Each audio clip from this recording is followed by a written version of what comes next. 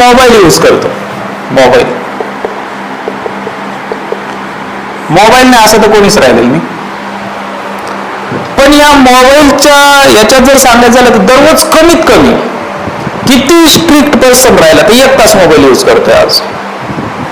1 तास कशाला? 1 तासापेक्षा जास्तच यूज करतोय, पण आपण मिनिमम 1 तास पकडला. म्हणजे जर तुम्ही सेटिंग मध्ये गुगल पॅरेंटिंग अँड कंट्रोल वरती जर क्लिक केलं ना संध्याकाळी, तर तुम्हाला कळेल तुम्ही दिवसभरात किती मोबाईल वापरलेला आहे. प्रत्येकाचा मोबाईल हा कमीत कमी 2 तासापेक्षा जास्तच वापरलेला राहतो.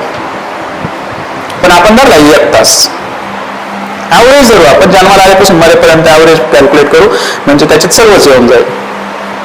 तर याचा अर्थ असा झाला की आपलं आयुष्य 29,200 दिवसाचा ऍव्हरेज पकडते, म्हणून आपण प्रत्येकाचा 1 तास पकडून घेऊ. तर 1 तास जर म्हटलं तर जवळपास 29,200 तास, बरोबर ना? साईडला कॅल्क्युलेशन करू बरोबर. 29,200 तास एवढा आपण आपल्या आयुष्यात मोबाईल वापरतो. म्हणजे दिवस किती होतील मग ते? याला डिवाइड करावं लागेल आपल्याला 24 न. म्हणजे किती येईल पुन्हा एकदा? 29,200 भागिले 24 म्हणजे येईल आपल्याला 1216 दिवस. 1216 दिवस. आणि 1216 दिवस म्हणजे वर्ष किती होतील? तर भागिले 365, तर जवळपास 3 वर्ष.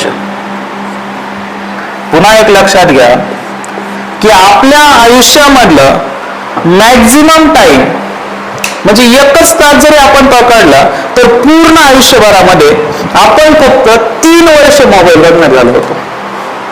फक्त 1 तास जरी दिवसाचा वाया घालवला ना आपण मोबाईल मध्ये, तर पूर्ण आयुष्याचे 3 वर्ष. 3 वर्ष याचा अर्थ असा की आता जर बसलं तर कंटिन्यू आता 2026, 27, 28, 29 पर्यंत कंटिन्यू मोबाईल बघायचे दिवस राहतात.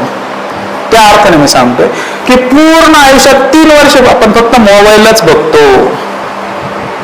म्हणजे ही काही सहज बोलण्याची गोष्ट नाही, ही विचार करण्याची गोष्ट आहे. बरं, त्याचबरोबर आता आय थिंक